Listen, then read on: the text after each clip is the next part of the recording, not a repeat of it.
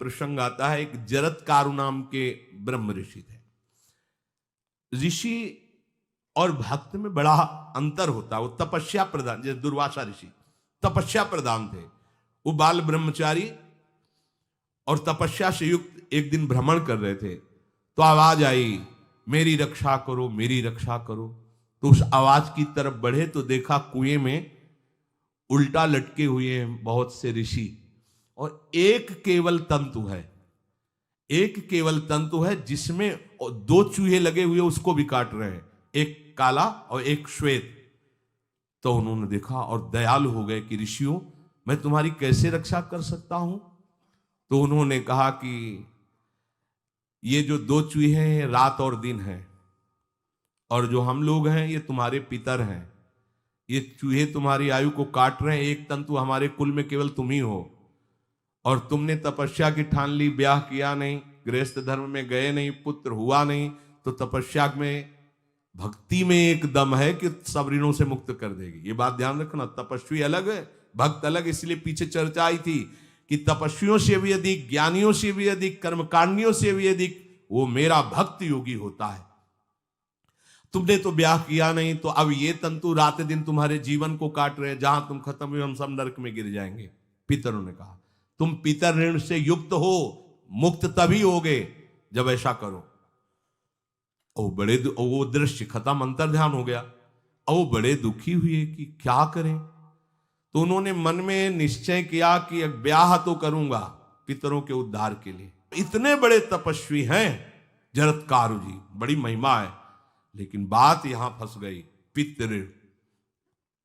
उन्होंने मन में निश्चय किया कि कोई आके अपनी कन्या दे दे और उसका भी नाम जरत्कारु हो। मैं बिल्कुल भरण पोषण नहीं करूंगा, और कभी हमसे कोई प्रश्न ना करे। ऐसी अगर कोई कन्या देगा तो मैं स्वीकार कर लूंगा।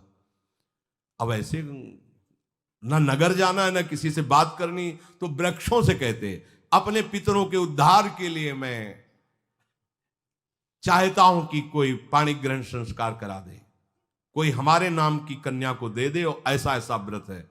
ऐसा ही बोल रहे थे, वासुकी नाग उपस्थित हो गए, और उनकी बहन का भी नाम जरत्कारु था।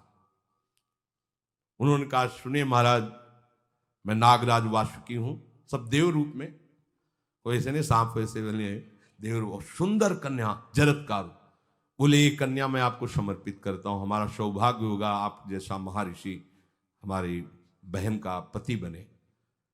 इसका भी नाम जरत्कारु है, और आपकी जो इच्छा है कि मैं भरण पोषण नहीं करूंगा, तो मेरे पास संपूर्ण वैभव है, आप भी पधारिए, मैं आपका भी भरण पोषण करूंगा, अपनी बहन का भी। तीसरी बात, मेरी बहन इतनी शास्त्र सम्मत आराधना से युक्त है कि वो कभी आपसे प्रश्न ही नहीं करेगी, तो उनका स्वीकार है। प्रसन्न हुए, चले गए। काफी समय तक उनके महल में रहे। एक दिन जरत्कारु अपनी जरत्कारु पत्नी की गोद में सर रख कर ऐसे लेटे हुए थे, सो गए। और शास्त्रज्ञ थी, संध्या का काल था। संध्या काल में निषेध है मैथुन करना, भोजन करना और स्वाध्याय करना, ये सब संध्या काल में बस भगवत स्मरण परायण लोकवत। लेकिन हमारे यहाँ महारानी जी की संध्या आरती और संध्या भोग लगने के बाद ये, इसीलिए वृंदावन धाम इसका कहीं भी ये वेदान्नपि संन्यस्त, वेदों से भी ऊपर उठी हुई रसमयी रसोपासना है, प्रियालाल की महल है। ये जगत सिद्धांत नहीं है, ये जगदीश का भी सिद्धांत नहीं है, ये प्रेम सिद्धांत है। वृंदावन नित्य विहार रस है, इसलिए इसको बीच में बता देते हैं, कहेंगे दूसरे को तो, और यहाँ शाम के तो भोग ही लगता है, गान बजान होता है, बकाया सिद्धांत है। आंख मूंद करके या तो गायत्री जप या जो गुरु मंत्र चुपचाप शांत भाव से जपे, ऐसा। अब वो इस चिंता में थे कि मेरे पति का धर्म जा रहा है, और मैंने आज तक कुछ बोला नहीं अपने पति से, अगर बोलती हूं तो हो सकता है ये नाराज हो जाए और छोड़कर चले जाए। अगर मुझे छोड़ देते हैं और इनका धर्म बचता है तो ये ठीक बात रहेगी। कितनी विवेकवान है। अगर ये सोते रह गए और सूर्य अस्ताचल को चले गए तो इनका धर्म लोप हो जाएगा, ये मैं होने नहीं दूंगी, अपने पति का धर्म लोप नहीं होने। और वो उस समय भी केवल एक लंगोटी लगा के रहते थे, अस्थिमात्र हो रहे शरीर। वहां भी ऐसा नहीं कि दूल्हा बन करके सज, नहीं, वैसे ही केवल पितरों की तृप्ति के लिए उन्होंने बात स्वीकार की थी।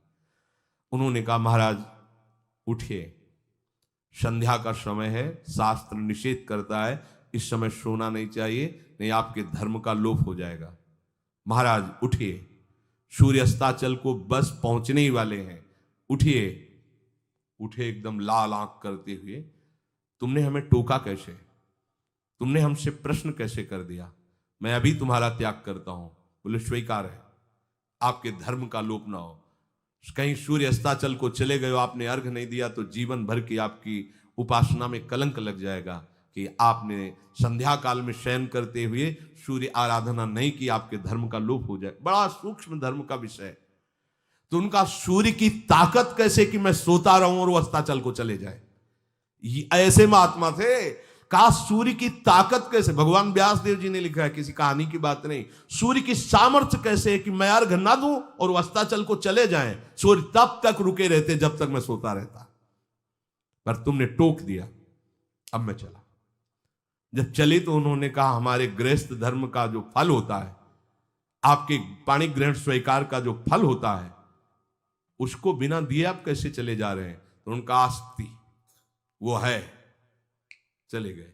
उसी से आस्तिक मुनि का प्रादुर्भाव हुआ और उन्होंने आगे बड़ा चरित्र है उनका, आस्ति, तो उसी से नाम रखा आस्तिक। आस्तिक उन्होंने जन्मेजय की यज्ञ को बंद किया। आप सोचो, एक पितर की तृप्ति के लिए उनको ये सब करना पड़ा। और श्री हरिशरणम और निरंतर भजन, तो मातृण पितृण देवऋण ऋषि ऋण सब ऋणों से उपासक मुक्त होकर के परम धाम को जाता है। एकमात्र भगवदास है।